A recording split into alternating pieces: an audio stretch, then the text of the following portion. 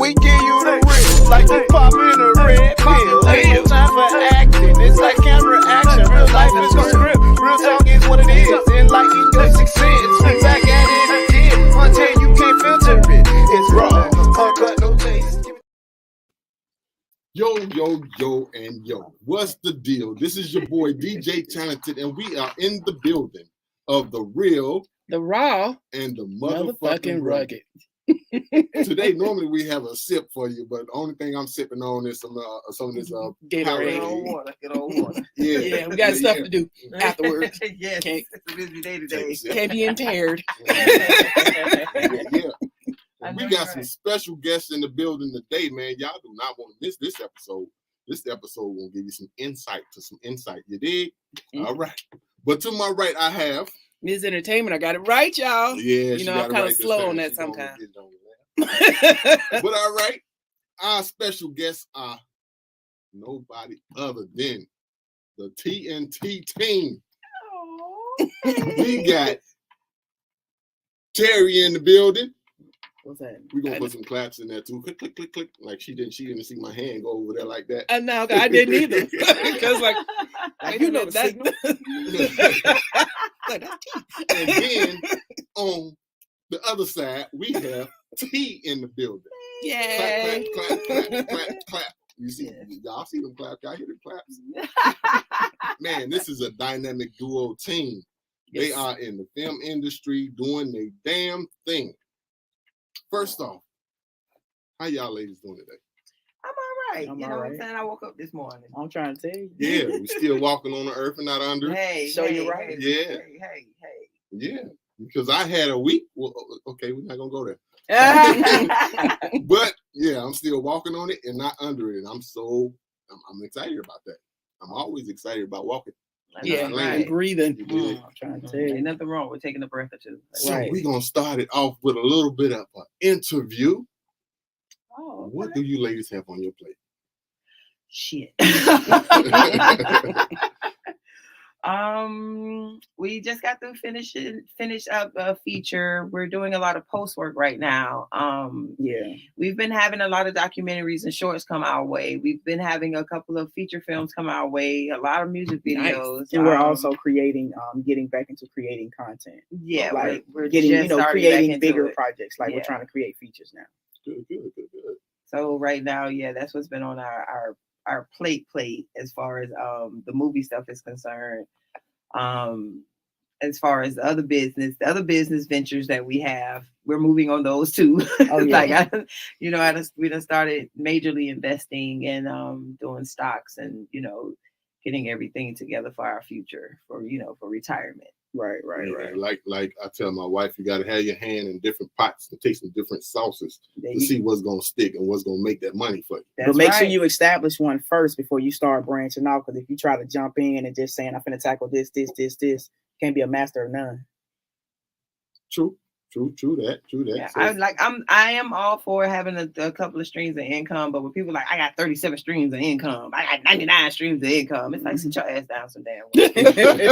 Right, I don't mind you doing it. You wearing yourself thin to prove to people that you can do all of this, and you don't have to do that. The only person that you are, against is yourself. Right. Like that, you are your only challenge. So you should only want to, beat your goal. Yeah, I'm only in competition with myself. It's okay to look at somebody else and say, not that, what I'm saying, that's something to strive to be. But be that perversion, but be that version of yourself. You don't have to be them.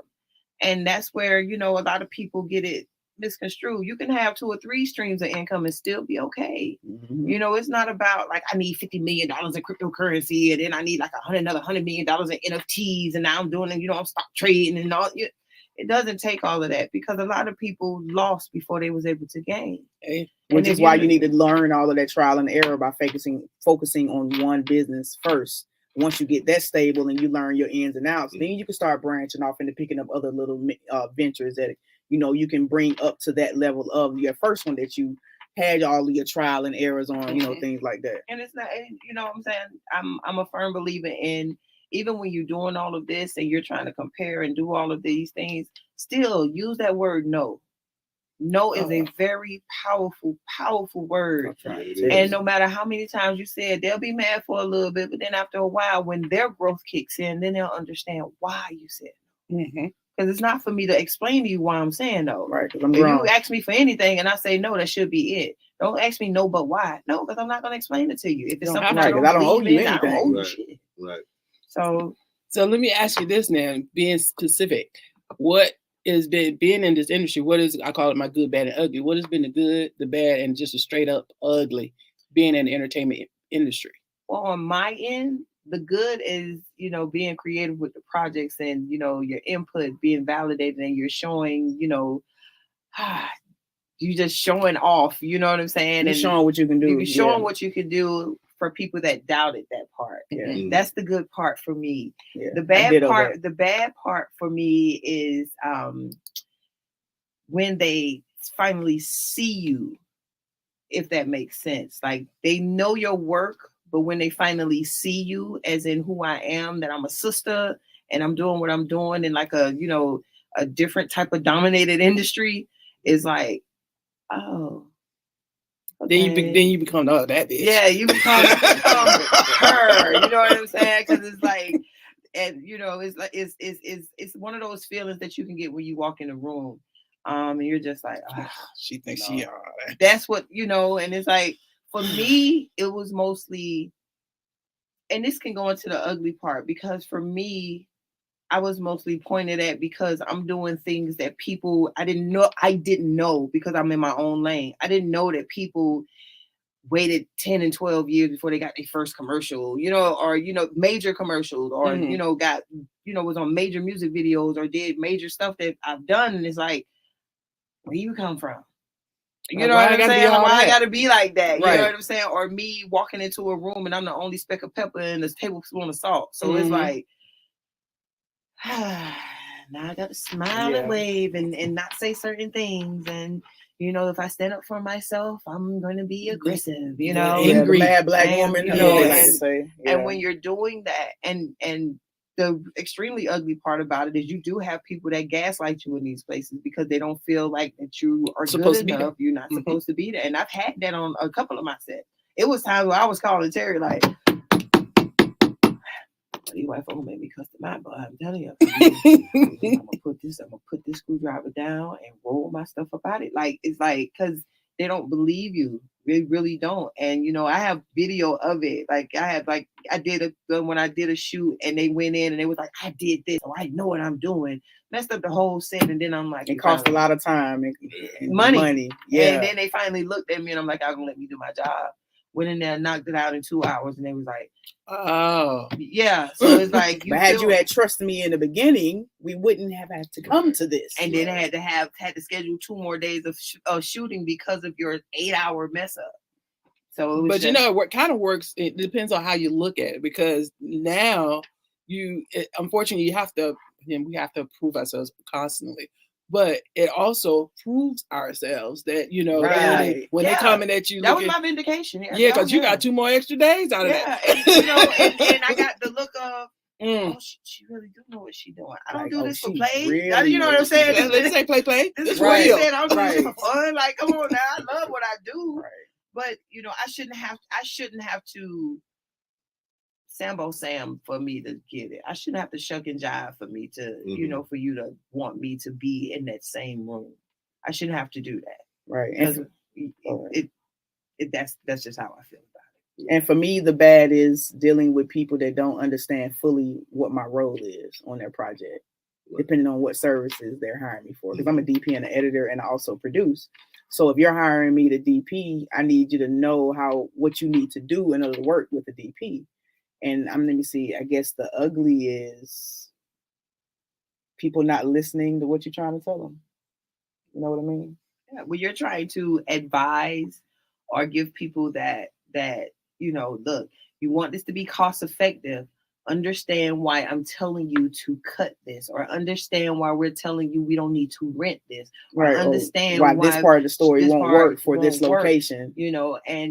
Like they get upset. And it's like, first of all, you're on a Blair Witch Project budget but you got Marvel ideas. That's not going Right. to happen. Exactly. Not at all. Not at all. And then when you're hiring somebody like me, who I can't get my assistants who I get on big budget stuff because they cost big budget prices. Yeah. And now to be cutting into my discounted price that I have to, that, I gave you for this smaller, for this micro budget. Right. So it's like all of these things that you want, you have to realize I'm going to be the only one repurposing that furniture and hanging up those sconces and painting that wall. So you have to take all that into account, that if I'm doing a big project, I can hire an individual person to do all of that. Mm-hmm. See, when people notice that you do art department, they literally think, I'm like, this is not I Dream of Genie where I go in there and blink and then you have all the stars, moons, and green clovers on the wall that you want. That take days, that take time. Those are professional people doing individual things. Right. So if I have to come in there and do that, you're going to have to pay for that. Right. You cannot get upset that this sister needs the same type of money that Rebecca and them get on the white sets. And that's the problem that we run into, because when you coming back to me to actually fix it, I'm going to charge you my normal rate. And then you get upset and say, well, I can't afford you. Well, you were able to at one point, but then you doubted that. And I can't get mad at you for that, but I can actually choose how to move forward with you. Right, because you're going to learn today. Yeah. So some people like you, they'll make you feel like, oh, you being mean. You're not being mean. I am literally it's straight business. And I know what I'm worth. You're not going to dictate what I'm worth because you don't have the money to afford me. Right. Especially for me, like when they come to me, I need a DP. Okay. Do you have this? Do you have that? Do you have your gaffer already? Like, because usually I choose my own team. But if you come into me for, the DP, and I'm like, you don't have all of these different things, you got to pay for that, because that means I have to do all of this extra work. I have to wear 4 or 5 different hats. So it's like I said, on the indie side, a lot of the people, when they come to us with their budgets that they have, and not everybody, but they'll come to you with like a small shoestring budget and expect then a DP to literally do the job of the grip, the job of the gaffer, the job of DIT. And I'm like, okay, I can do all of that, but you got to pay for that, which means I got to bundle all of that into my day rate, and I got to bring my gear, and I got to set up my own lighting. You know what I mean? So it's like, I'm not sound. Right. And and I got to do sound too, depending on how small the budget is. So it's like, okay, yeah, you thinking you coming to me for a DP, but this is why I ask you a shit ton of questions before we even get there. So that my first question is always, what's your budget? Because I have to get an idea of what, like what you're trying to bring to the table. And I'm like, okay, I only need your budget for the camera and your lighting department. That's all I need. So, I don't need your entire budget, because some people will make the mistake of giving you their whole budget. Like say, okay, my whole budget is $3,500. Okay, is that for your camera and your lighting department, or you talking about for your whole project? So folks that don't know what DP is, briefly explain what DP entails. DP is director of photography. I control the look of the picture, the look of the film, basically. Yeah. So that's just like the simplified version. Yeah. How did that differ from a director? The director tells people what to do. Basically. I'm just saying. The director pretty much they handle the talent, if they're like a talent director, because you got different types of directors. You have actors directors, and you have technical directors. A technical director, they will work a lot with me as the DP and with her as the production designer, versus an actors director, which what most folks here on the indie scene are and don't really know it. They don't know or understand my job, but they trust me. So that's why they hire me, because they know my work, which means they won't really have to interact with me as much. So when we do get on set, I already got my shot list, or I already know the shots, and the director focuses on the talent. And they just let me know, okay, well, I don't like this angle. Can you choose a different angle? But they don't articulate how they want it. I will be in control of all of that, because I'll be coming up with my own ideas and my own shots, and they just tell me if they like it or not. There we go. Yeah. Now, we was talking about difficult people, and I was expressing earlier, I had a challenging week dealing, and it always seems like it, and I hate to say it, is dealing with women. How do you guys, deal with difficult people, which one is you prefer to work with, men or women? Well, to me, it doesn't matter. It just depends on their attitude. Yeah. Sometimes that first phone call is everything, and how we determine whether or not we're going to take the job or not anyway. Yeah. And then on top of that, even though like sometimes the first call can go extremely well, and you will not have an issue during the talking phase, the getting it together phase, the contracts are signed phase. All of that goes swell until you get to the heart, the meat of the work. And then once or it's like the scout day. Yeah. Or, you know, it's like, oh, well, I didn't know we needed this, or I didn't know we needed that, because I've been doing a lot of indie stuff. And I really tell people, like, if it wasn't for her, a lot of people don't know that I wouldn't be doing this. I'd probably still be staging home somewhere. And it gets to the point to where they don't even realize they need an art department, because you'll have somebody say, oh, I rented an Airbnb. And I'm like, okay, you rented an Airbnb that look like we on the beach. Yeah, and that's you a big talking issue about, with a lot of you're indie talking folks. about the nightlife in New York. I can't make a beachfront property look like the nightlife in New York, but you're going to try to shoot it that way. That's when you're calling somebody like me to come and fix it. Then I have to come in and strip the whole place, and and start it from scratch, right? And they put be like, my you cost own too practical much. lighting up. And it's like, I didn't know that, an art department needed all of that. I said, and I'm literally just like, I'm a production designer, don't get me wrong, but I'm still like an overly glorified secretary to the art director. And that's the person who's over me. That's the person who would be over the entire department. And that's from everything that I have to do. Me getting the painters, the movers, the furniture, making all sure the things are rented, in place, out of place, all the pictures are taken, so we can put these people's stuff back the way it was. Make sure I go in and analyze the holes we don't put in the wall, the tape we don't peeled off. Did we have to put the color back? Because sometimes you work with people where I had to paint a whole wall a different color, but by the time I left, it had to be back to the what the owners want. So people don't look at that, and they don't see these things, or they just don't know. And when they find that stuff out, it's like. And I always tell people, even with big budgets, I say, look at a Marvel movie. Look at one of these movies that you like. The art department is huge. And if you ever get a chance to look at a budget, a real budget from a film, you wondering why the film costs $20 million. That art department budget costs more than that camera and that lighting budget. Like, the art department got 11 of that 15 million. And you're like, why did the art department get so much? Do you see them people flying in the damn air? Did you see the helicopters I had to put together? And like, we build all of that stuff. Yeah, because those are props and stuff like that. And people don't know that stuff costs. The materials cost more than the labor. And that's where people, they're like, oh, I didn't know that was going to cost that much. Can't we just take that up there? No. It don't work like that. Put a toe tag on it. Right. So even though, like I tell people, it seems like we're working a lot, which we are, and we're very thankful for that.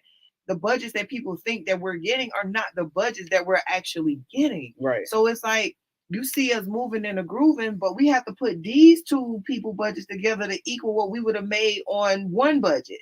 So it's like, you're not looking at that, right? So it's like you're putting in double the work so you can reach that goal and pay your bills and keep things moving and still fund your own project while making a decent living and holding down a 9 to 5. So people don't know all of that. They just see the victorious part. They see the nice pictures. They don't see the people hanging up in your face. They don't see you getting cussed out because somebody don't like the way it sounds. They don't see you saying, me going into a room that I done took 5 hours to put together, and they walk in and say, I don't like none of it. You know what I'm saying? They don't see these type of things. They don't see that, you know what I'm saying? Tery may have broken out and did everything that you have per the footage you have, and then you come in and say that's nothing of what I wanted. This is all you had. Right. That's all you got. So it's like people don't understand that, and when you explain it to them, it's either an excuse or it's, I didn't know. You didn't ask. You didn't want to know. Right. And when we're as transparent as we are, it's like that's probably that's one of the reasons why people do work with us. But our transparency is also our downfall, because we don't sugarcoat to save feelings. Right. I'm not going to save your feelings because you're paying us to do your project. Right. I'm going to tell you, you shouldn't have shot that like that. She's going to tell you, I can't fix that because it's burnt in. You're upset. It's who you had shoot it. You know what I'm saying? Or you come to us first and you want us to do it. You tell us our budget too high, so you go the cheap route, and then we got to fix it in post. Even if we didn't shoot it, now you want us to fix it in post because you done seen our post work. So it's like, you still gonna have to pay for that, right?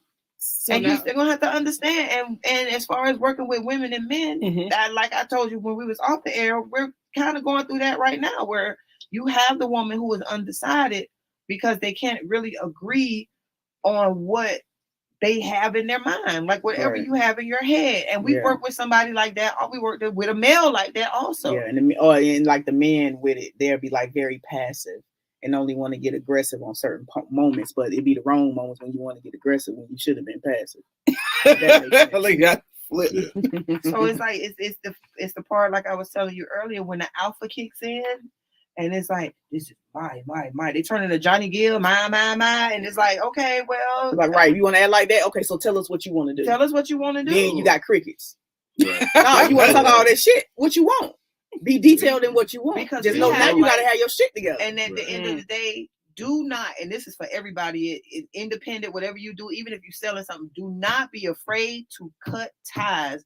Even if you work with that person for years, do not be afraid to let them go. Right. Do not bend your rules to, sacrifice your professionalism for what you do. And you already, if you know your shit, don't let nobody tell you something otherwise. Yeah, don't let nobody come Don't in. be afraid to say no. That's why she said no is the most powerful word. No. And when they start comparing you, go to you them. let it go.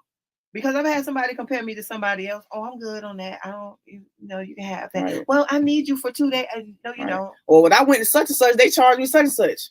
Oh, you can go right You on. go right on back. Thank you for letting me You know. go back. Right. Or if somebody try to pull that, we've been working together for how many years? I've been doing this with you You for can how find long? somebody else. That's when you start letting them know I'm unavailable. Right. Because if you've been working with me this long and you still trying to pull this, what they tell you?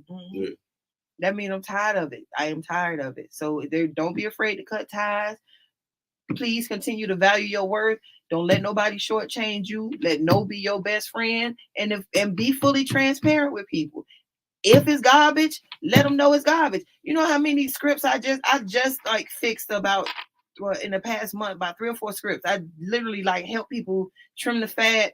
Like, you don't even need this conversation. This don't make no sense. This whole scene shouldn't even be in here. Like, I'm doing that now. I'm getting in the script editing. Didn't even know I had the niche for it. Yeah, I told her she's a story editor now. So it's like add that to her list of credentials. So you know it's what like I'm saying? now, and I'm doing it and I actually love it. So that helps with me, continuing to be transparent with the person, with the customer. So it's just like whoever coming to patron you, use your services, whatever it is, just don't forget those things. If it's something, you ain't trying to do everything for the almighty dollar.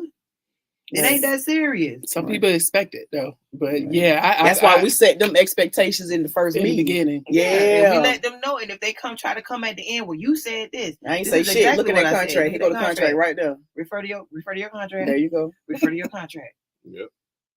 So, because some people like they'll really do that. They'll really come in with the we friends and we cool. Yeah, we cool and we still can't be friends. But this is business. I'm trying to tell you. So if I'm telling you no and I don't like this and this don't go here and you didn't say that and you got to pay for that, that's fine. But once I'm out the door and my office closes, hey girl, how you doing? And they looking at you like, ugh. I'm like, what you mad for, girl? That's business. Now I'm back to me. What's up? Right. Like, you trusted us enough to come to us. Don't start trying to pick every little damn thing apart now because you trying to, you have your own intentions. Right. Nah. And ain't none of that flying around here. Ain't none of that. So the easiest way to work on that is if it gets to the point to where you just can't take it and it's costing you. You start seeing them red flags. Let it go. Let that shit go. Let it go. No matter how big or small it is, let that shit go. I've fired volunteers, but it's sticky when you're especially when you're in corporate America and you're trying to deal with folks, because you never know when your paths gonna cross again. Mm-hmm. So you have to try. I have to try and get that happy medium. The young lady told me I communicate very well. She's been trying to be funny, but I was like, you don't, because I was like, I'm communicating with you. I'm telling you exactly what I need, what I want done, but yet you don't hear none of that, and you twist it around to what you want to hear. And then here we go, and I'm like, where did you get that from? So then it's like, I'm picking on her. I was like, I need it to be right. Right. Yeah. You trying to play victim. That's somewhere. the thing. That means somebody else has an agenda. That other person has an agenda. And it's an undercutting type of agenda. And you can't bend for that. I've been there. I've been there. I've been there. I've been in corporate. I've been in fast food. I done did a lot of jobs. So when somebody is doing things like that, she's gaslighting you for you to do things to her. And even though it may be minute, that is just to undercut you because she wants where you are. That's what DJ Talent was saying. Yeah, because at the end of the day, you on the right path. You on the right, and that's what it is. And what you do is, what I did was I just made sure like I was a man. I think condescending was my name at that time, baby, because it was just like I don't like the way you talk to me.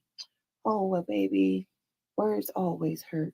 You know, I was that girl. Like I The was that truth girl. hurts, Like but it'll you heal. know, they have doctors and things because you need healing. It's not for me to do that. And then, it's like, she talks to me sideways. I was like, last time I checked, I'm sitting vertical. It's like I'm meeting The you. comeback game. Yeah. That's I'm why meeting she you handles in- the I am conversations. meeting you at that same post you're trying to meet me at. Mhm. So what happens is, they use things and they try to make you all scary. I'm scared. Don't go inside the haunted house. Like, I don't know what to tell you. Like, at the end of the day, you're coming to me because I see all the flags. I notice flags in a heartbeat. And sometimes I'm telling her, these people like this. How you know? And as soon as it all go down, she was like, you was right. I'm like, I could feel the energy in the room. I could feel that person when they starting it. I know I'm not gonna like you. Don't. We're not gonna do that. Like, I don't exchange numbers with people. Like, oh, I wanna work with you. Okay, I'll get your number later. I wouldn't dare. I guess wouldn't dare. my I'm getting a buffer in between. So because I'm at the top, I'm trying to bring her along, but she's fighting me, and that's like, you know what? Let me get me a buffer in between where I deal with them, they deal with you. Well, it seems like the universe is trying to tell you shouldn't be working with that person, but you still I'm trying to bring hoping them that along. because I'm hoping she just go ahead on, like, because she's already told me I don't know if I can deal with all these people and their egos and all. It's like, you the one with the main ego, but okay, that's fine. But It once sounds like you should have been cut ties a long time ago. You need to cut them ties so you can bring that when that new person come along. But you can't bring the new person in because this person sticky. It's sticky, and I get it because that normal me was like, you know what? I had to bring in a mediator. I say I have no problem getting rid of a volunteer because this is a volunteer. None of us are getting paid for this. It's but we still providing a service. So I want to be the best at it what we're doing because we're putting on an event, for Black History Month. So I don't know. You just look at your options. If you get rid of her, can somebody else fill in her job? Or I'm looking for different folks. people. I'm looking for folks. Okay, yeah. Definitely. I got some interviews next week. Well, you already on the right track. I got some interviews next week. It's not about buffering because the only thing you need to buffer for is your car. You ain't got to do none of that. Child, don't pay that no attention. You let that stuff go. Exactly If it's not serving its purpose, baby, put it back in the shelf. You ain't got to worry about that. I'm sorry, because I'm a The banger. mic, yeah. That's why my baby, the mic. I know. So let me ask y'all this: as a couple, what has been the greatest rewards and challenges of working together? On a particular set or a project. The greatest challenge is trusting each other, and I say that because I was the one, like, when I first brought her in, I did not trust her.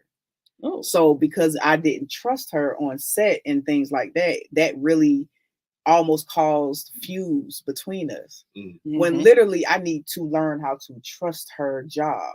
You know what I'm saying? That goes into trusting her. Right. So once I figured out how to do that and I let that go, we all right. Good. We can definitely speak on that. Girl, let me tell y'all something. No, but actually, and that drove a wedge in between us for a good little minute because it was like, you like my work, but you don't trust my work when I'm in front of people. And, it was one of those things to where, like, one time she completely snapped on me on set. And I was very professional. I stayed quiet because she was in charge of the set at the time. But after, I think it was like a week or two later, it was like,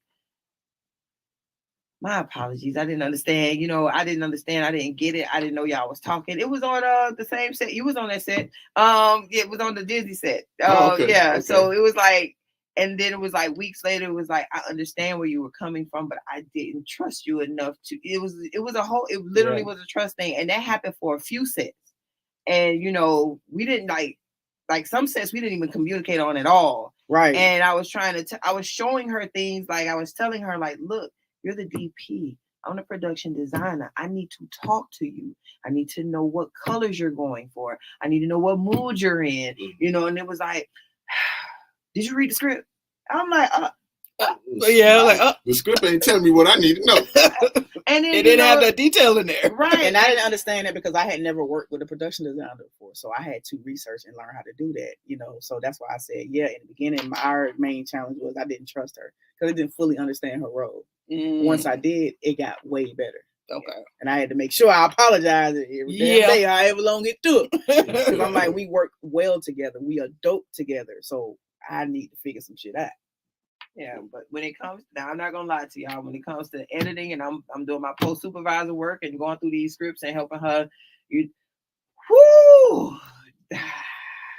I need my glass of wine when I'm working with her on that stuff because you know she goes into editor mode. Editor mode and DP mode are two different modes. Yeah, so when she gets in the editor mode, it is 2D tooth. Like it's like fine details. Like does this A go here or does it go here? Smell apple, you know, it's like, get out my face. And she'll just turn around and look at me and say, I need to know this stuff. I'm like, right now, I'm like, this is my job and I need to know this. Say, right now, you're being asked you 20 questions to get you to be detailed. I'm gonna do that. So now that I am like that, she does this thing where it's like, well, you didn't specifically say that. I'm like, look here, Martha. And then sometimes she'll just say, baby, I was just messing with you because, you know, sometimes I do kind of miss getting on your nerves. And yeah, because we don't develop the system to where if we got a project that is just completely messed up, she'll just put it on the timeline. I have to come in and I watch it a couple times and then I create the story because they have so many holes and gaps in what happened or it was shot wrong and we have to work around like totally lost footage or footage that got so damaged we can't do nothing with it. Like we're working around all of those things. So that's why we done became known as the fixers. And it's just like, I'm fine with that. I don't care how many projects I have to fix. So now that part is becoming easier. We have to work from something from beginning to end. But if it's something that we shot, oh my word. Yeah, we are like fully invested. So you know it's gonna be feelings in that thing. So this one, right? It's getting this one out of their feelings. And she's like, I've got to work on that. Yes, a lot. It's hard though. It's hard. It's hard when you kiss them in the mouth. Yeah, it's hard. It's hard because I DP as well. So I get where you coming from when it comes to the DP and also the editing part. Because then sometimes she jumps in and can you make it look like this? Can you do this? Like I did all this already. You want me to go back and do right? Because sometimes it depending on like how much they understand of the process. They don't understand what it will take. That process it will take for you to get what they asking for, and then if they don't give you the time to get through the whole process, it's you know what I'm saying. It kind of like y'all start kind of like bumping heads. So it's like But I do a little editing. But I have a vision, which that's where we have our problem because I am a communicator. But sometimes he's just, I guess, selective of what he hears. No, this one be wanting you to do two of the same thing, just different. The way that she do it and the way that I'm trying to pacify it because it's like I know what I want, right? But sometimes you have to see a different version because it's like, oh, that actually looks better. Okay, I get what you're saying. Okay, I am Kion on that one. Once we lay it down, I'm good with it. She's the one that's like, no, look at this. I'm just giving you your options. I'm like, oh my God. I had to like kind of teach her just because I'm giving you this option does not mean I do not like what you have. I am letting you know you have more options. So before you go with this first idea, you need to see all of these other ideas first. And for me, it's like if we already agreed on this idea, or if this idea is already going that way, then you know, I felt like it was like ride the wave, child. Just keep staying on the same path. We good. We do it right. And I come in like like a boxing coach. We doing good. We doing good. Don't stop it. And for me, it falls in the trust realm because it's like I sometimes forget that she can see every detail from beginning to end. So even if we right there in that beginning stage, she done already seen that we need to slow down the music at this point. She know how many seconds that this clip is gonna be for this clip, so she know what certain moments gonna hit. So it's like, okay, when you telling me to do stuff in the beginning, I'm like, well, babe, that ain't gonna work. Like, I can't do that this way, what you asking for. But then when I finally do it and I sit back and look at it, I'll be like, now then we switch all of that. I switch with you because sometimes he doesn't see the full the full vision. Mm. And Oh then yeah, that's that. he one, don't yeah. see the full vision, and then once he do it the way I asked him to do it, then he's like, oh, Sometimes. Yeah, that's But it. see, with her, And I'm I ain't agree with gonna that, lie. With me, it's like all the time, all the time when I don't understand her, like what's in her head, and not trying to get her or trying to pull out what she has in her head, because she sees all of this stuff in the beginning, but she may not, well, from beginning to end, but she may not be able to articulate that to me where it translates to the editor to do it this way, if that makes sense. Mm-hmm. So yeah, so it's like it usually be me. So now when we sit down, it's like, okay, babe, you run it, whatever you want. I got everything already laid out on the timeline. This what you want, baby? All right, so tell me what you want. Can we Let's get go. there? It's a process. It's a process. It just, man, it'd be like you doing your creative thing and you see this one thing, she may see it as something different. You be like, God damn it, is this not good enough?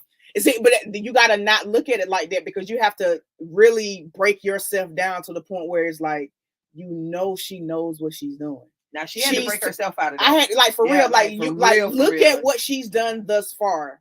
You can trust her. You ain't always right. So you can't always tell her like you know what you're doing just because you've been doing it longer than her.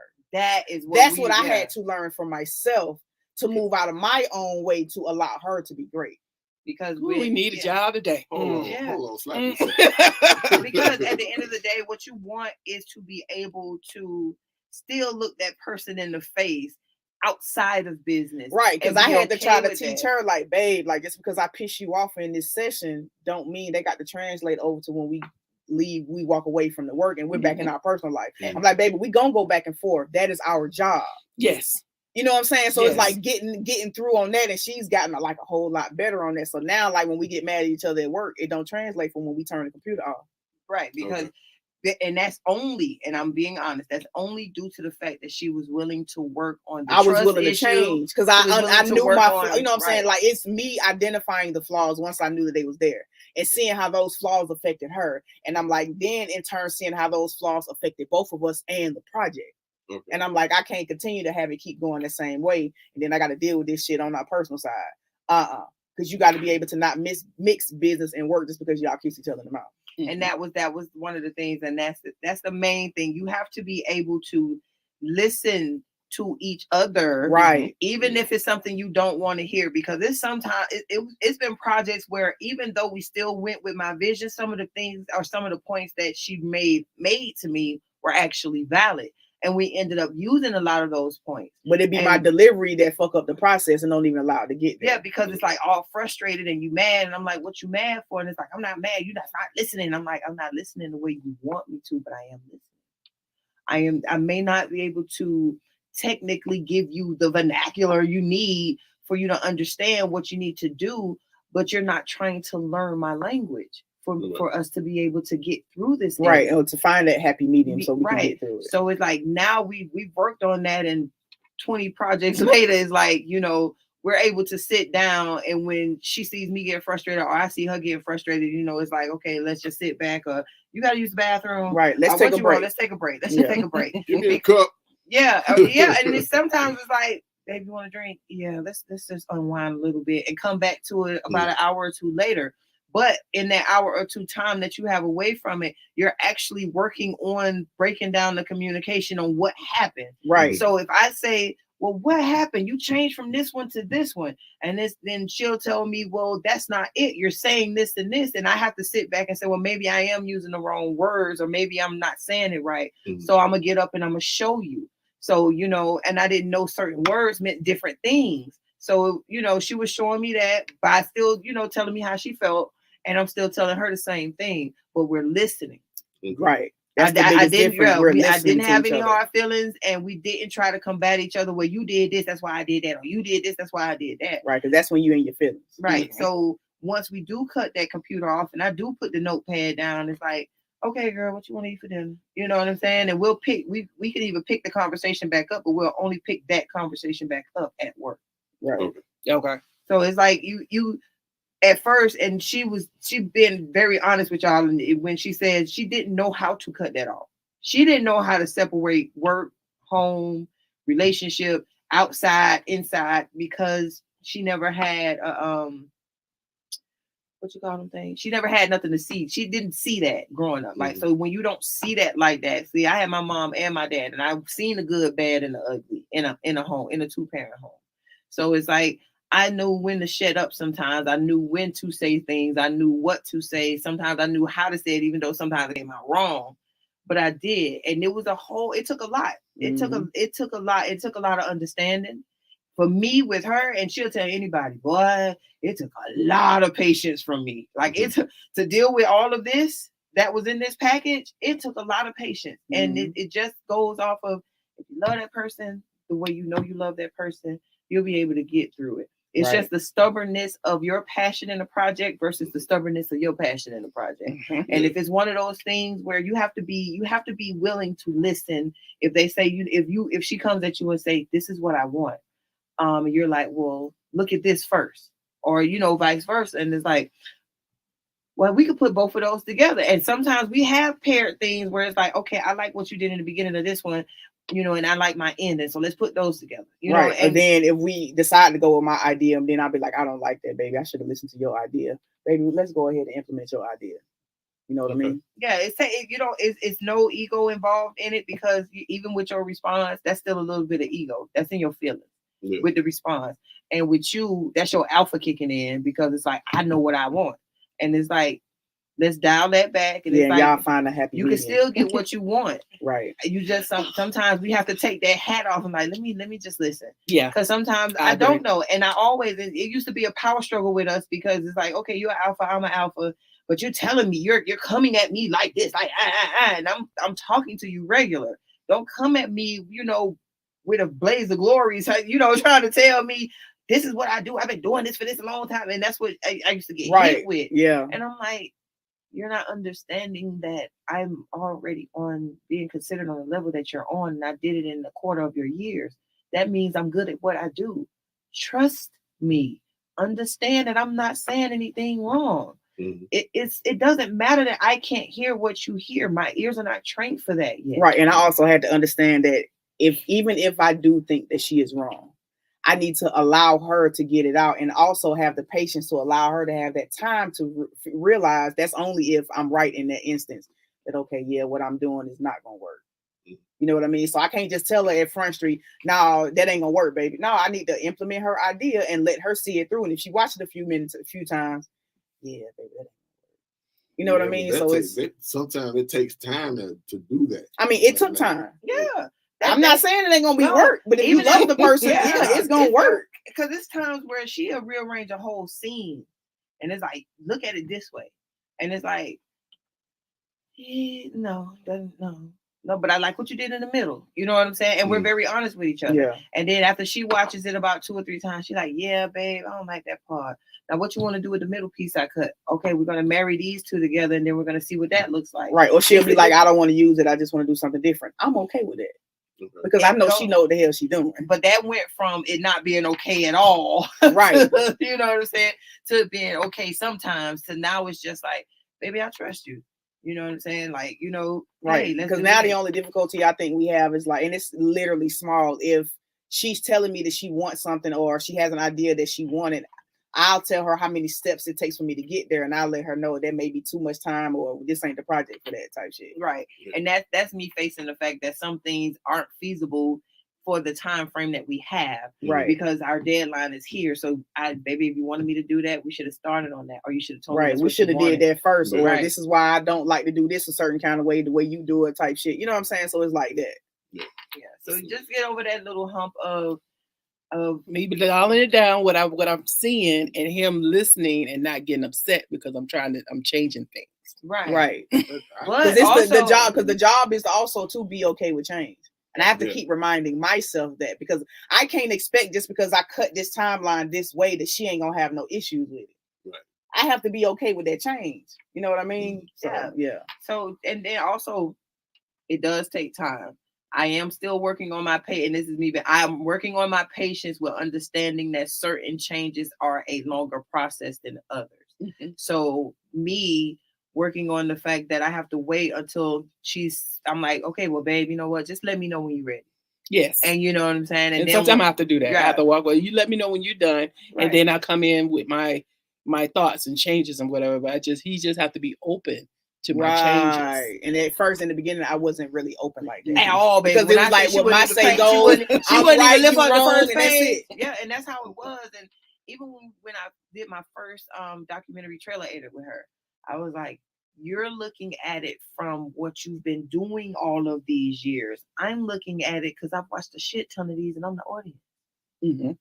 And it took a long time for her to see that. It took a long time for her to see that I never paid any attention. I'm only looking at it from what I like and what I think the client likes. And what the client likes is not what they know, because I know, you know what I'm saying? Mm-hmm. So I'm sitting back there and I'm like, have you ever thought that I'm the audience? And this is why I'm telling you that shot does not look good. It's shot very well, but it doesn't fit right there. It fits over here. Mm-hmm. You know what I'm saying? Or if we're doing something like investigative journalism, it's very hard hitting. We're going this way. We can't go that way because that's Lifetime. You know what I'm saying? That's going to, maybe a news network, Mm-hmm. very, very PG. You want this to be R to X. We're talking about war on people. We're talking about this. This is what they want in your face. We're gonna shock factor. Yeah. So we give you in your face. And then, you got to know when to dial it down. Know when to dial it back. Yeah. And then you have to know that some people may want stuff in their face, but when they get it in their face, it's like, I ain't want that much. Right. Then they scared. So you gotta dial it back. So it's just like when you're editing something that may be y'all project. Babe, look, you said you had this shot. We didn't shoot it. And this angle don't look good. We're going to have to pick something else. That is up to you to say. You could be angry, but then you just say, you know what? Well, babe, what you think will go right here? Right, because the goal is to get to the end. Yeah. Right. The goal is to finish the project. Right. As long as you guys keep that in mind, y'all can be all right. I think sometimes for him is as the DP to trust his instinct, because as the director, I'm concentrating on the actors and making sure they, giving me the expression. But he's like, sometimes like the shots, it's like, do whatever you think is best at this point, So sometimes it's him just trusting himself too. Oh, okay. Well, you, being a DP for myself, I don't know about nobody else, but I get nervous once I'm starting to do the film. Okay. Trying to make sure that I'm getting this and getting that. And most of the time we wearing multiple hats. Yeah. So you gotta be careful not to overthink. And that's when I'll go to her so she can help me dial down my overthinking, because I'm an overthinker as well. Yeah, because if I'm directing and I'm still doing all the art and she's DPing and doing all the other hats, and she's like, this is too much, and I just pull it to the side. I'll hold her hands. I'm like, babe, it's all right. Calm down. You're thinking too much. Now, what are you doing? What do you got to do right now? I'm about to set up the lights. And that should be the only thing on your mind. Let everything else go until you set those lights up. Okay, baby, I'm trying to go down the shot list, but it's not working. Guess what? We're going to make it work. And I trust you. And I trust you're going to go shot by shot. Stop looking at the whole So it's also, too, when you do start getting nervous, realizing your power and not overcomplicating it. Yeah, and that's what usually happens. Yeah. So right now is she's a totally different person. It's night and day. It took some years, and we still have our little kinks, but she's a totally different person from overthinking on set, doing too much. Sometimes if it's something that if it's a project that we know going to go somewhere, I'm like, baby, calm down. You got to be careful not to be too creative. Right. I'm like, calm down.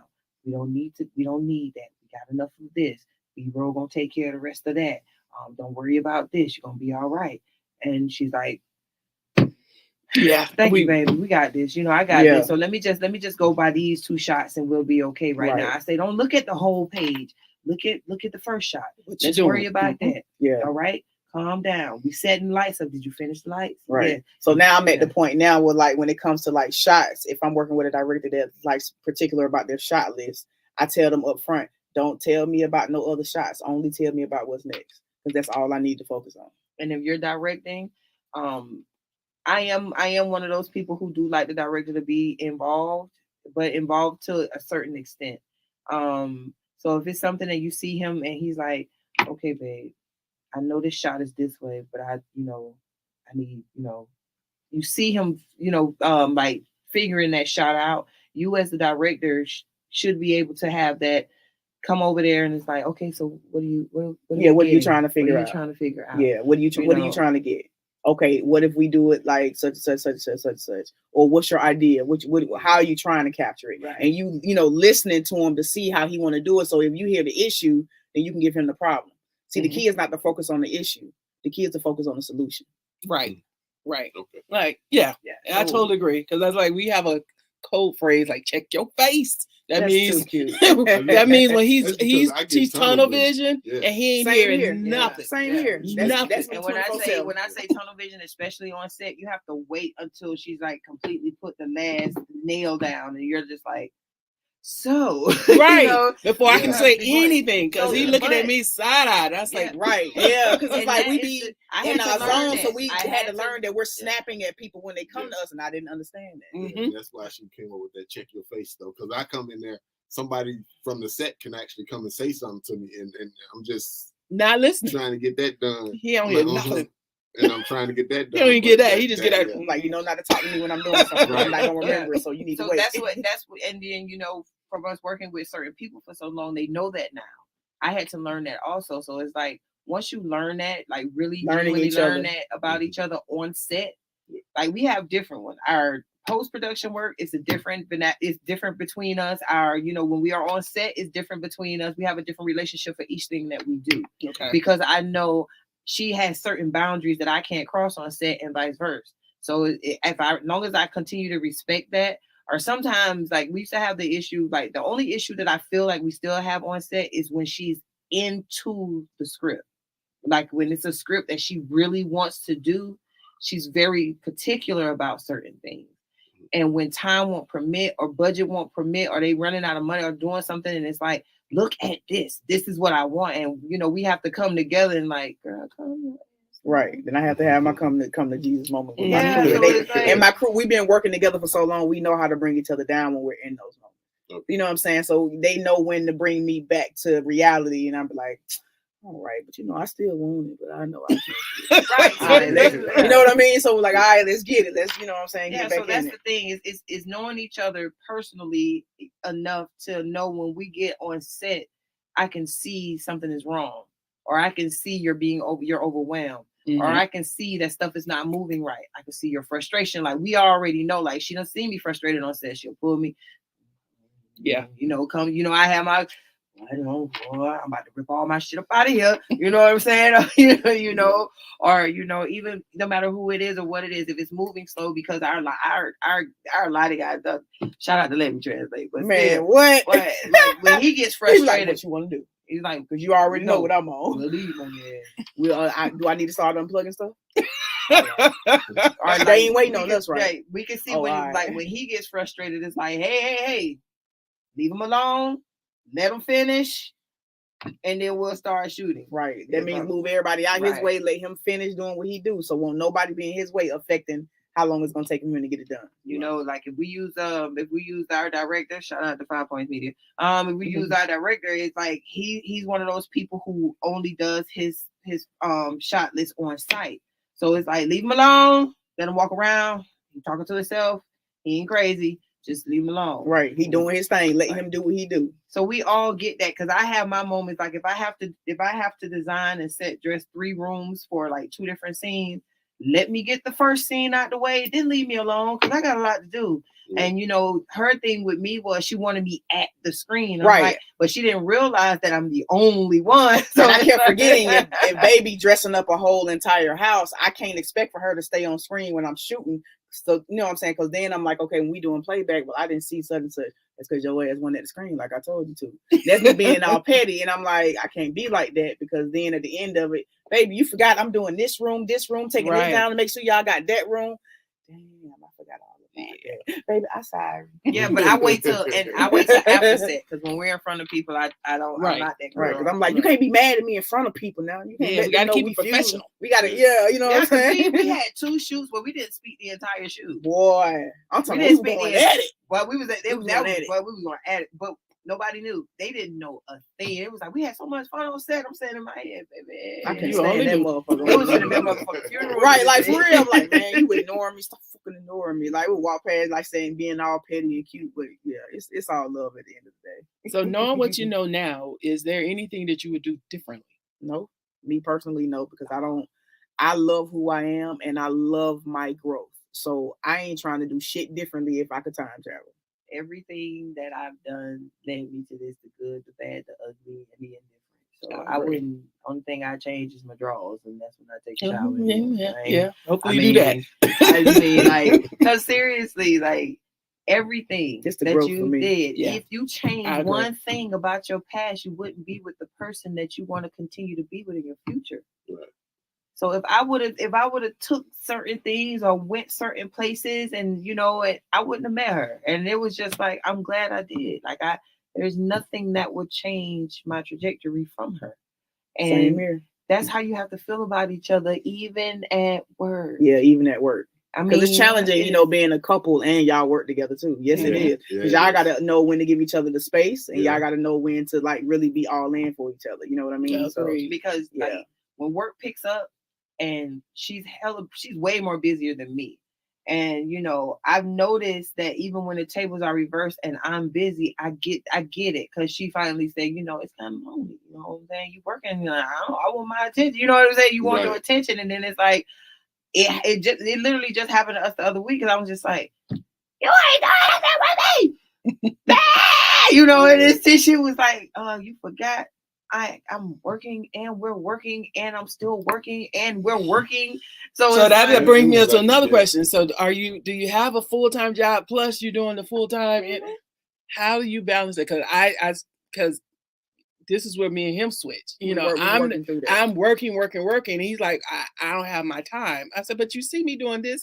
I ain't doing this shit for my health. Right. Well, like, I'm doing this for us. Right, what's up? What? Before y'all answer that, look, before COVID, this lady was never at the house. She was volunteering to do this, volunteering to do that, volunteering to do this, working 9, 10, 11 hours a day. When she come home, she come home for a minute and she gone. Sometimes she wouldn't even eat till 3, 4 o'clock in the afternoon. So it was easy for us not to see each other for more than 24 hours. Easy. Yeah. And we living in the same house. Mm.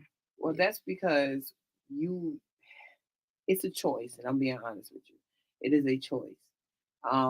Our choice was, one of us is going to do the full-time thing, while the other one may want to do something part-time and still keep their business running full-time. Right. So that's a choice you have to make.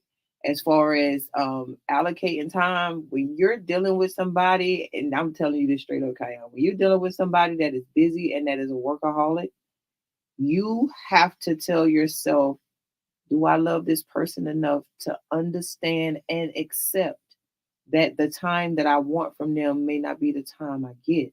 Mm-hmm. And you have to be okay with that. If you're not okay with that in any type of way, then you got to figure out what you want to do. Mm-hmm. But I'm dealing with a workaholic. I'm dealing with someone who has a 9 to 5. We film full time. We edit full time. And because when I get off work on my 9 to 5, I'm coming home to work. So I only got 4 or 5 hours because I got to get back up at 5 o'clock in the morning for work. So what I did was I had to show her also, because at first it was like, well, you're not doing this and I'm not doing that. And I'm like, spending time with a person doesn't necessarily mean they shut everything that they're doing off. I had to show her that, no, you don't have to stop working. I'm sitting in the room with you. I have my headphones on. I'm looking at my tablet, or I'm reading a script that I need to trim the fat off of, but we're in the same area. Well, she's under me while I'm doing it. So she's laying in my lap while I'm working on the computer or something like that. You see what I'm saying? Making sure that the time that we do have in the same home or in the same area is not wasted on the fact that it's not all about me. Right. And you have to be okay with that. I mean, that's your wife, baby. And and then it's like, even on those times, because it does creep back up in your ass, because it done creep back up in mine a little bit. It was just like, it was just like, baby, what's up? Like, you ain't spending no time with me, you know what I'm saying? And then I had to realize, like, shut the fuck up. Right, like, because sometimes you get in your feelings and you have to realize you have to take the time to dial it back and look at the circumstances. We haven't been able to do this because remember this was going on at the time, or I may be mentally exhausted, or I may just want to relax, and I may not always want to go out and things like that. So it's all about understanding each other. Right. And it's all about what you and talking and making sure that when they do have that time off, or when they do surprise you with that time off, Just take advantage of that. Don't bring up the fact that you want this to be like this all the time, or this is what you should do, or like you missing out on all of this. Yeah, so a lot of times it's you really dialing back your expectations. Yeah. See if it's all good. We good now. I mean, we better. COVID kind of hard. Yeah, it creeps back up. Yeah, right. Yeah, and that's why I said it ain't gonna never be perfect, but y'all are perfect together and perfect for one another. As much as she works, it's times where she feels like I'm not giving her attention, and I'm like, the fuck?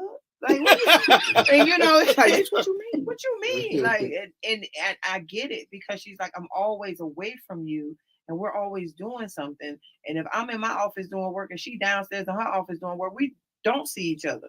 So, even no matter how much I talk to you or text you, I get it. It's nothing like contact. It's nothing like, can I give him a kiss for the day? I know you working and I'm working or whatever. Text me, say, hey, and when I'm finished, I'm going to bed around this time. Have your, can you shut your business operations down at this time and spend this time with me? Right. Like, have your shit together before our time type shit. You know what I'm saying? So if it's one of those things where you feel it creeping up in you, that's when you go talk to her and like, Mom, hey, can you get off early, or she'll know if I'm right, because she helped me come up with a schedule as far as what I'm saying, like my independent work or whatever. So now I shut down at like 8 or 9, or what I'm saying, because I know I have to be in the bed a certain amount of time. But she helped me come up with a schedule, because I usually will literally work throughout the whole night and not give a damn. But you can't do that when you're in a relationship. Well, see, our situation is she worked during the daytime, I work at night. Oh, so that's kind of hard to set up. Yeah, because y'all working different, and then we both still trying to get the business doing what it do. So it's time consuming on both sides. We can, like she said, we can go sometimes 24 hours without seeing each other. But I mean, prior to COVID, now I work from home. So yeah. So I kind of dial mine down, because I gotta go to work at night. So I'm kind of going to sleep at 5, 6 o'clock in the afternoon. So it's like y'all got to plan y'all off days together. Yeah, because I'm not off work yet, or I still got calls afterwards that I probably don't even get off the call until about 8 o'clock at night. And that's why I proposed that, because that's what I had to do. I literally brought my portable office to her office, or if she's in the room doing her office work from there, I'll take my portable office and put it in the bed. Like, I made sure, and then when I explained that to her, it doesn't have to be you get off your stuff or something like that. Sometimes that's good. And that I was in the mood for that one day. And she was just like, well, babe, you said spending time. And I did, because she really wanted to read something. But I didn't voice to her that I wanted your undivided time at that time. And if I would have voiced that, she had no problem giving me that. But if you're home and she's working all day and she's working from home, it don't matter if you're sitting in the corner, you're still there. I'm still there. Right. And that's what it is. Like, we want that all the undivided attention. Not you can't always get that. Yeah. You can't demand that. Especially it's not fair. If we got goals and we're doing this thing. So I have to do this part for my company. Take sacrifices. You doing this for your company, or we doing this together for this company. You have to be able to understand that sacrifice is not going in vain. Just like before I even accepted the job, the 9 to 5. I came to her and talked to her about it. Okay, baby, if I do this, how we gonna do this? So we talked and worked out everything on how we was gonna do it beforehand, so we wouldn't have that conflict. So that's why I said, like, if you're on a computer and you working from home and you got a corner that you can't see on your screen, it's like, you creep up over here. I set my little corner. I got a whole setup in her office. I got my table. I got my nice comfy chair with my blanket. If it's a day where she's like, babe, I'm going straight to the office and I'm done for the day, I'm just going to come on down there. Got your headphones. Okay, baby, you going to put your headphones on. If not, I'm going to put my headphones on. As long as we're there. And then every now and then she can reach back and touch my foot or touch my leg. She know I'm there. So I'm actually happy and soaking all that in, because that's still time to me. So what advice would you give anyone because we all had our ups and downs, struggle and challenges in this business, and it's not kind. What would be your advice for anybody who's getting into this business? If you chose this business, you better be strong enough to go through it. Point blank, period. Like, you can't get in this business expecting it to make some big ass change. Like, no, you finna do this in this way and this that way. No, understand what you getting yourself into and be strong enough and have a backbone to deal with this shit. Because you can't be no weak ass motherfucker trying to get in entertainment. I'm just being honest. And you that's gotta on have any- a backbone. that's on You gotta any have level a of voice, and you entertainment. gotta know when to listen and when to be a follower. Because in order to be a good leader, you gotta know how to follow. Amen. That's my advice. This mother went to church. Amen. Amen. Amen. That's the truth. Any level of entertainment, I don't care if you just PA, and I don't care if you flag hold it. Any level of this is hard. It's a challenge, and It it takes is time. Don't expect tough. for that shit to happen overnight So, unless you know somebody. That's And why I just say that's when just you being get to real. when you get to a And you gotta certain know some big level, body. say no. When you get to a certain level, know your worth. You can even know your worth at the bottom. It still doesn't matter. It's just like It's all about how you carry yourself. just make sure your skin is thick enough to take the bullet, but thin enough to understand why they shot at you.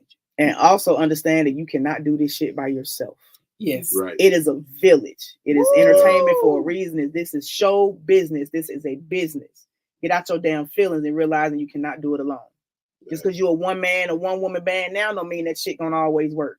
You better learn how to work with a team And learn how and to learn give how to people trust yes, your team. Learn how to trust your team and never be big enough to not give people their credit. I see it so much, and we've been a part of crews, and we've been on sets, and we've seen people literally give no credit to the people who actually helped them. Mm-hmm. And it's like, because I want the light, and it's like you're not understanding that sun shining real bright through your window, and I still see darkness. I don't care, because you're taking it all for yourself. You're trying to drain everybody else's battery so you can keep your battery full, not realizing that they're getting their source from somebody else. Mm-hmm. So you're draining a lot of people, not giving that one little shout out or putting that credit on there. It's like I see people, nah, I'm gonna take that credit. Like you want 55 credits for your one movie. Okay, you did 13 jobs. Nobody cares about that. Right. So you can sit here and tell me, I did all this, I did everything by myself. I even did this, I did that, I did that. Okay. That's But exactly. we know you ain't do that shit by yourself, so credit your fucking team. It's too many parts in film industry. There's too many parts to try to do all yourself. You'll never get a good show, a good film done. Right. And even the ones who are taking the credit for other people's work and not giving people that credit, it just shows you what type of person they are. Yeah. Right. You know what I'm saying? And understand them red flags when you see them. And don't be mad because you see somebody, get into it faster than you or rise to the top faster than you. Right. It ain't your journey. That's not your journey. Like I tell people, yes, mine was swift. Everybody's journey different. It was swift. But I'm not mad at that. And then I'm sitting next to somebody who had a swift moment, then it started slowing down. Then it became another swift moment, and then it's like now we're both at this steady incline. So it's like I'm okay with that. You have to be okay with that. Like it's not okay. I want more. You're gonna keep more. And it's okay to be a perfectionist. Just understand that everything don't have to be perfect. Mm-hmm. And realize that people are human. I don't care who they are. People gonna fuck up. People gonna make a mistake. Yeah, people gonna It's make not mistakes. for you to chew them out. It's not for you to talk about them bad. It's not all of that stuff. If they're an asshole, they're gonna always been one. Right. It's up to you. You just like what the late great DMX said. Trust everybody. Just know that you have to understand that that's who they are and handle them accordingly. Mm-hmm. I can't expect to invite a robber to my house and get upset that something missing. Yeah. Right. So that's what it is. Trust everybody to be who they are. You just have to work with them accordingly. Right. Period. That's some true shit. So don't be in your feelings. Know your worth. Understand no is gonna be your favorite word. You also understand that this is a business. And understand that this is a business. Learn those four and you're gonna make it no matter what it is. And learn how to mind your own damn business too. Yeah. You hit that one right on the head. You got any final questions before we move on and closing this thing out? Because we believe it or not, we are over an hour. We done went, look here, man. We done went from industry stuff to relationships back to industry. Hey man, we done did a good damn thing right here. Amen. Amen. And that it's just and don't try to do it all at once. I meant to bring that up. Don't try to like all your changes. Don't try to overload yourself and do them all at once. Right. Take your time. Take your time. Do one at a time. So if you're having that problem where y'all not really communicating real well on the post-production part, take one step in that part that y'all not doing well on, and just work on that. So if you feel yourself getting frustrated, sit back, take a deep breath. Even though it may not be what you want to hear. Because it's been, and she knows there's plenty of times I done bit my tongue. I was like, no, say what you got to say. No. Go ahead and get it out now. No. You need to go and get it out. I'm not going to let you gaslight me, because if I do that, I say the wrong thing, we're going to end up going way left. Yeah. And so it's okay. Yeah. It's okay. That's just you trying to pull that stuff out of me that I don't want to be pulled. And that's all. So that one does it. That's it. That one does it. What do you mean? Gaslight. So what would you think? The first What was step you about is to say? acknowledgement. What was you about to say? Yeah. What was you gonna say? Yes, I'm Miss just Fletcher. asking a question. Give me Job is Damn entertainment. You have to. It's you have not to what you acknowledge. say, it's how you say it. Yeah, And you that's tell what me you that tell all the me time. And you can't like, and with her, I always tell her, stop trying to pull it out of me. I don't want to, it's nothing. I like, if you stop saying that, I'll let it go. Because it took for me to show her, like, when you get somebody to that point, stop. If I'm telling knowing when you to stop. Yeah, if I'm Mhm. telling you to stop and you see my expression is I'm about to get to you raw in a minute. And it's like now she sees it and she's like, you know what, we're gonna stop for a few minutes. My apologies for getting on your nerves. I was getting on your, you have to, and now she's acknowledging, like, I was getting on your nerves on purpose because I missed you today. And then, I went too far and stuff like that. And instead of trying to, well, what's wrong? Well, what is it? Well, so you're not going to talk about it? See, this is why we can't communicate. And, it was all that. And that she didn't know that was considered gaslighting. You're gaslighting me into wanting to give you what you want.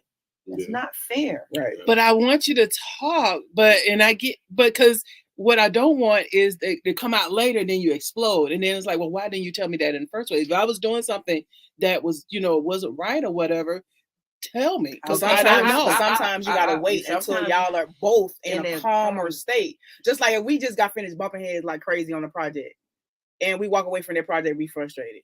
But I know after a minute, I give her space, I get my space, we cool. Then we're eating dinner. We're eating dinner. Once I start seeing her having those lighter moments, I know she is going to bring it back up. And then now we both got clear heads. Now we can talk about it. And then we'll start really hearing how each other feel, and it'll feel better. Right. You have to be able to understand that you not get what you want right then all the time, baby. I agree, but he got to communicate his feel and let me know. What I don't want, because he's done it, is something that bothered him and continue to ask. I'm okay. But then it comes back 10 times as big, later, because he didn't communicate that. How many times you asked him, was he okay? About 50. That's wrong. You know why? Because you're still gaslighting him, whether you know it or not. You're not giving him a chance to calm himself down. Right, which means you're not allowing him to be in his feelings. Allow that. You have to allow that. And I was telling her, like, but he got to come back at least once he calmed down to tell me what was wrong. Right, but you have to allow him, no matter how much time that takes. You cannot put stipulations on when. Right. It's been times ain't no time limit. Right. It's been times where she'll come back to me 2 days later, or I'll come back to her 2 days later. And I had to get her to the point to understand, like, even if I come at you a month later, I'm coming to you to let you know that bothered me. And it took me this long to be able to formulate the words without us having an argument about it. I agree with that. Because he got to listen to that one. Yeah, because he tell me I fly off, and it's like, and so let me calm down. I was like, well, give me a minute and I will bring, because I'm going to bring it back. I don't forget. Oh, that's me. That's me. I'm here. But I will bring it back in a more calm. But then he's like, well, it's a week later. Yeah, so you can't be like that. Yeah, I got to. Because she's very much that girl. Yeah, she's very much like this one here. She ain't finna give you no time. Like this instance that happened with my job a couple weeks ago, and I came home early. Actually, I got suspended, so I came home early, and she's like, "What's going on?" Like, babe, I'll talk to you later. Right, because you had to give him that time. He just went through a tough thing, so it's like. But he said, "I'll talk to you when you wake up." I said, "I'm up." Because you trying to rush it. Yeah. I'm like, okay, well, we'll talk about it tomorrow. No, you said I'll talk about it later. So when he actually got up, ping. No. Yeah, you can't be like that. You're so bad. Yeah. You gotta allow him to be in his feelings. Like, you gotta think about it. If he's like, depending on what type of work he do, how strenuous that work is on him mentally, and he just went through this tough situation. And then he's also a man. he got to deal with putting his ego back together. He got to deal with all of this and that. So he has to have that time to be in his feelings, especially if you expect the same from him when the tables are turned. But I was like, I'm like, something happened. So you what wanna we fix gonna it. do? Because you instantly, and that's me. That was me too. I'm instantly always wanting to fix something, but I didn't realize how much I was starting to make things worse. Yeah. Woo! And when I say wanting to fix it, I mean fix it to the point where as soon as I say I'm something, spitballing. I ain't letting her get a word off. I'm cutting her off, and I know that's one of her pet peeves. And I'm like, okay, I had to learn how to allow her to be in her feelings. and but when I tell you, and I I so it's understand. like it's one of those things that you're speaking, but you're not being heard. It's like you're not being listened to. You're hearing me, but you're not listening to me. And I always used to tell her, like you're hearing me. I'm listening. No, you're not. It's a difference. Hearing me is just that it could be anything, a tree falling. I heard that. But when you're listening to me, you're looking at me and you're invested in what I'm saying because you want to fully understand what's wrong. Yeah. But give me that time to calm down. Yeah. To formulate my words, to get my thoughts together, so I won't take it out on you. 2, it won't be a misunderstanding, and 3, you can genuinely help me understand why I was feeling the way I was feeling. Right, because you forcing him to try to get that out of them right then. He just got home. I know something It's going to force him to snap wrong. out at you. Then guess what? It's going to turn into something else. Because then you're going to get mad at him for snapping, and he's going to be like, "Well, shit, you should have been fucking with me when I."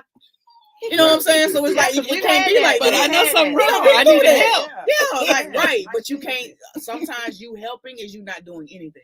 Yes, I totally Because agree. when you allow, like when she started allowing me to calm down and then talk about it, and then I fully seen that she was listening, it made it easier. And then when the tables turned and I started acting the same way, and I was like, oh no, she was like, babe, you're doing the same thing I used to do. And then you have to check yourself. Because sometimes we do tell each other stuff that we don't want to hear, but we actually need to hear it. So sometimes those lashing out at you are literally him saying, all I'm asking you to do is leave me alone for a little bit. I'm going to talk to you. Let me get myself together mentally. And you can't come in like, all right. Like you can't come in and give me a time limit on my feelings. It don't work like that. Don't come in here all rainbows and sunshine and I got clouds in my day. You sit there and talk about, well, what's wrong? What can we fix? Fix your ass a sandwich and get out of my face. That's what you're thinking. Right. So when you're asking, you're thinking you're doing a good thing. Like, what's wrong? You okay? Are you okay? Like she stopped asking me, am I okay consistently? She'll ask me, you okay? I'm fine. And she'll hear the way I'm saying it and she'll look at my face. She'll like, okay, I'll give you some time. And she would let time go by. And sometimes when she did that, I started coming to her. Right. Because you gave me that time to get out of my feelings. You gave me that time to breathe. You gave me that time to mentally prepare myself to either have more emotion or less emotion about the situation. Or sometimes I notice too, if she is feeling some type of way, I won't say anything. I just walk up on and give her a hug and just start, giving her affection. So sometimes you don't have to say anything. Yeah, because even if he's in a bad mood or something happened, just going up to him, giving him a hug and saying it's going to be okay and walking away, even though I know it's going to be tough because you want to know. When I tell you, be a hard one for her to learn, boy. See, that's why I say growth is a motherfucker. Growth is a motherfucker. I walked away, but as soon as he was up, he woke. Ping. So what happened? No, she ain't walk away. That nigga I did. You asked me about 4 times. So can we talk about it? Right, and then try to ask you like 4 different ways, like it ain't the same shit. I'm like, come on, baby, you trying to pull it out of me. You just stop trying to pull it out of me if I already said such. Like, I like, baby, please. And I had to go to sleep. I went straight to sleep. Yeah, so I waited. But as soon as I woke up, but as soon as she heard something going on in that room, she was at the door. Can we talk now?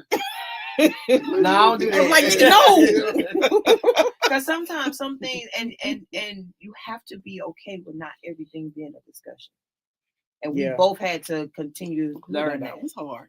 Yeah. Because I'm a communicator. Yeah. And we are too. We now with no problem. But let me tell you something. I am an aqua to my heart. Baby, I will shut down like they coming to cut your power off. I will shut down. I will not say communicate a lot and not say anything. Right.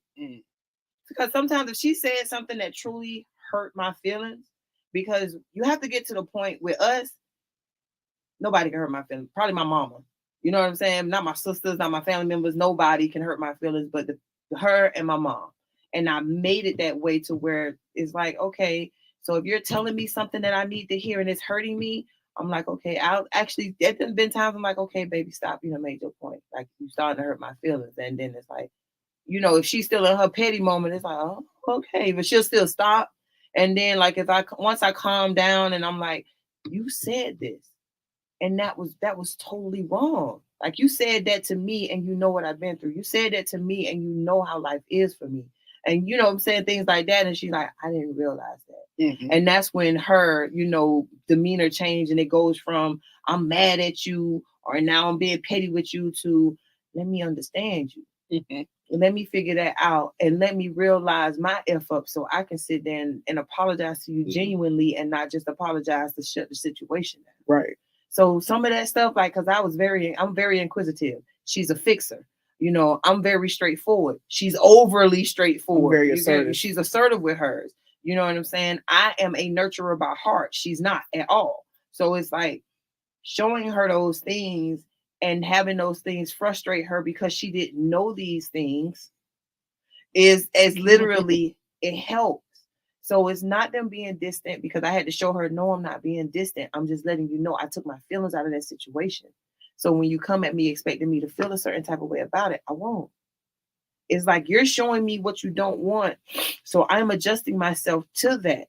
So while I'm adjusting myself to that, you can't get mad that what emotion you want to pull out of me is not coming out like that. So I'm not being nonchalant. I'm not being mean. I'm literally taking myself out of that situation so it won't affect me the way you would want it to. Mm-hmm. So that's me biting my tongue, going in the other room, you know, telling you to get out my face a certain way, you know what I'm saying? Or I'm going to cook. Bye. I'm just going. You know what I'm saying? Because I'm finna leave. Okay, you must be going downstairs or something because you ain't leaving this house type stuff. Like, ain't no going to bed, take man. your ass in the take living your room. ass back in the living room. We ain't finna leave this house mad. No. Like mad at each other, and you gonna give me my kiss before I leave out this door. You're right. So that's all, baby. Just the inquisitive person in you, the person who want to fix and know, because you are a communicator. You're talking to two communicators. It's not worth it. Right. It's all about you picking never- and choosing your battles. You're right. Because I you totally truly agree. love that person. It done got to the point with us where she's like, "You all right?" If she doing something petty, I am picking and choosing. I'm picking and choosing. And when I say that, she know I'm not finna go no further. I'm not finna get into it, and she'll stop after a while because, like, I have to say that out loud. Not like I'm picking and choosing. I don't feel like fighting. I don't feel like going back and forth. Right. You know what I'm saying? So, just that's all. The transparency will speak for itself. Right. But you gotta stop. Because everything else gonna work itself out. Trust me. You're gonna end up getting what you want. Agreed. Yeah, it becomes free Couples flowing. therapy. Yeah, because it does. It really does, and it helps to know because it becomes free flowing. Like now, when something's messing with her, she don't hesitate to talk.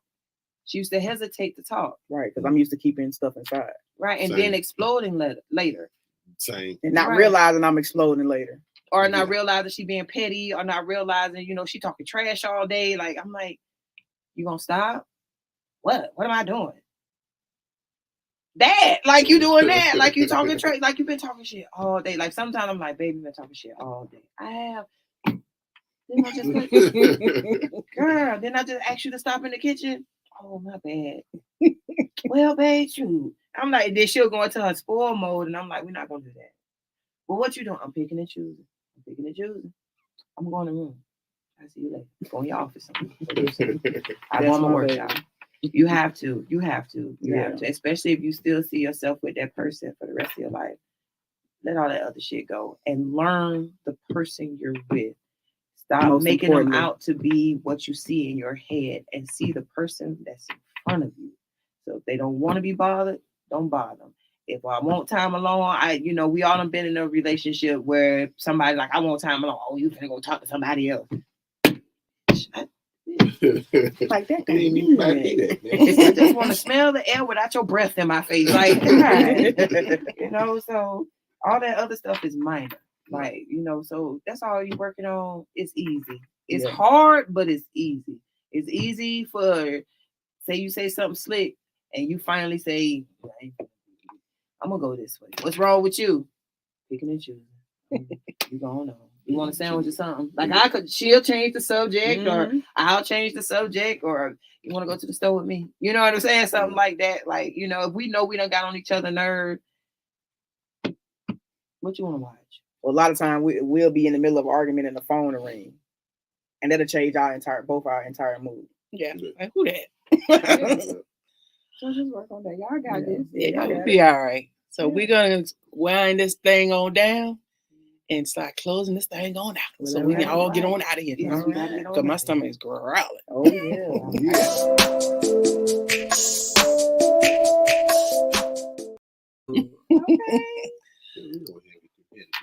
Yes. So this is the segment, Did You Know? So this segment, we will celebrate and acknowledge an African American and their contribution to making this country great.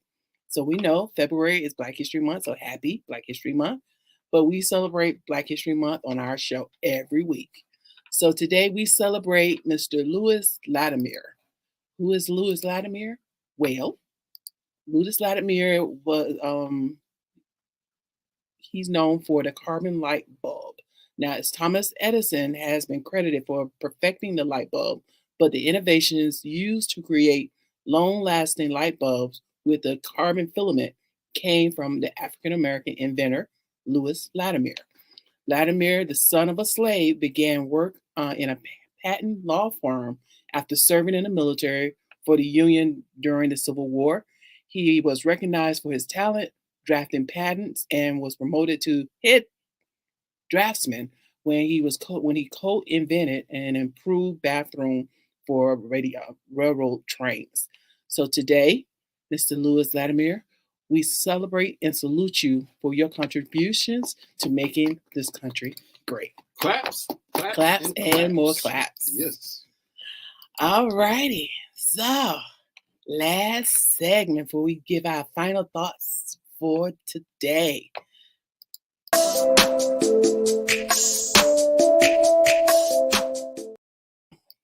So check your truth.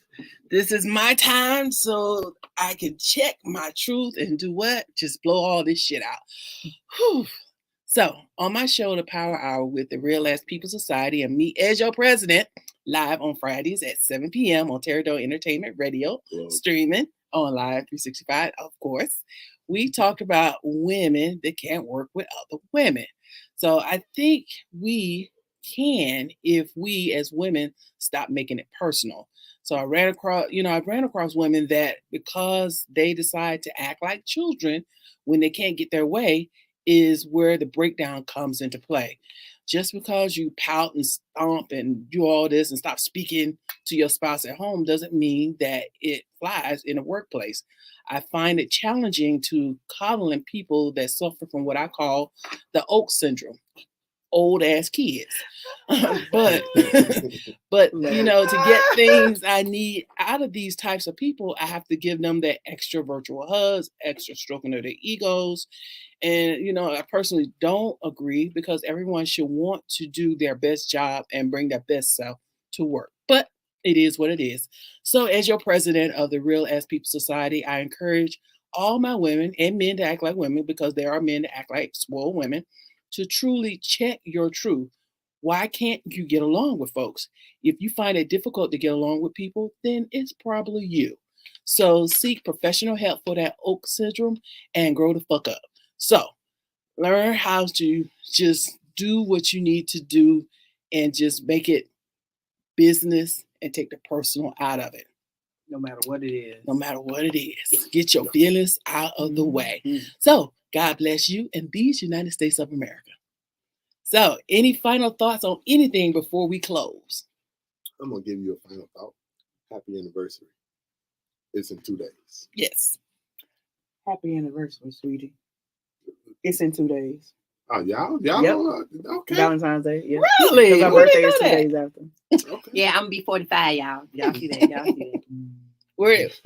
We got married. We got married in Vegas. We went in theme. I was dressed as a prostitute and he was dressed as my pimp. All right.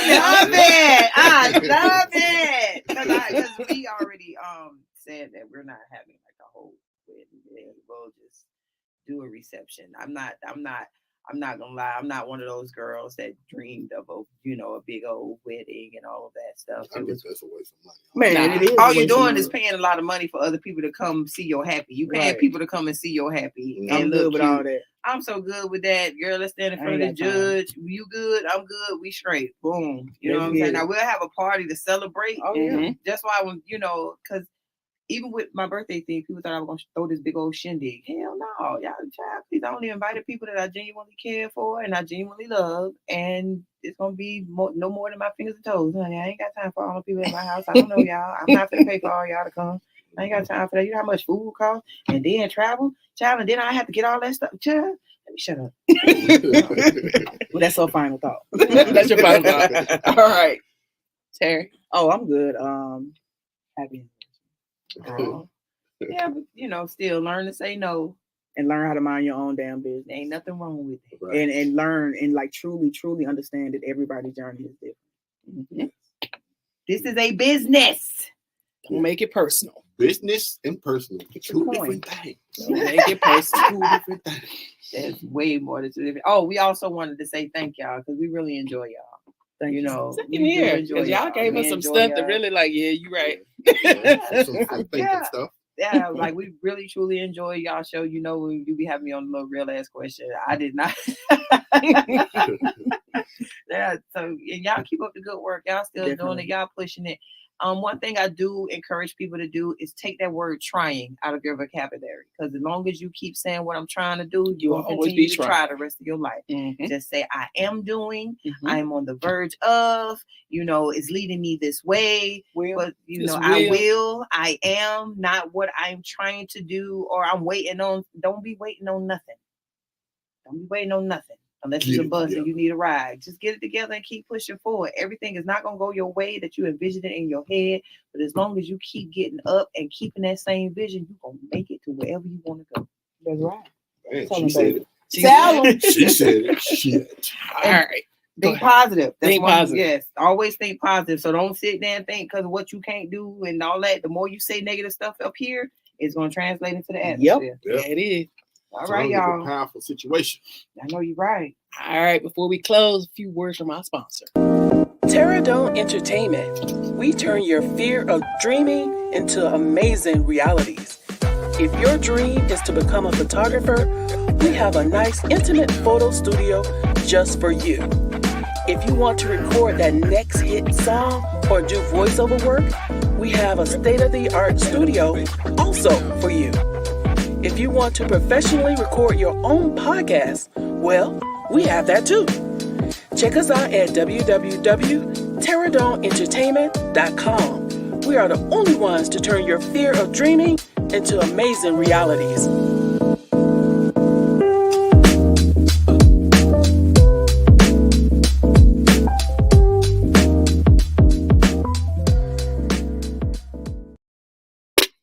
All right, DJ Talented closes out. All right. Y'all heard it. We went through goddamn relationship counseling. We done been through film in the industry counseling. And as they said, tough skin to get you where you need to be. You got that little thin skin. That shit rips squirrel quick. Person say, get out of here. You don't. Forever. No, keep it thick. So again, as the commercial said, we have a location for you, whether you want to be on the radio, podcast, you do your own music, recording, mixing, all that. We have a location there, and also the filming location. Podcast. That's photography location. And I ain't had no drink today, so I guess that's what the problem is. I cannot. I love. But I am DJ Talented. You can check me out on Instagram, DJ Talented _1. We have to my right, Ms. Entertainment. Oh hell, yeah. Hey man, I got one. And we have the fabulous T and Tery. How can people get in contact with you? T Johnson at tscapesllc.com. Me, Tery Wilson, and that's terrywilson.com. That is TERY Wilson.com. And for T-Scapes LLC is TEESCAPES LLC.com. Yes. All that. All that good stuff. Check us all out on info@teradomient.com. And this has been another great show. We see y'all later. All right. We give you the real, like we popping a red pill. Ain't no time for acting. It's like camera action. Real life is a script. Real talk is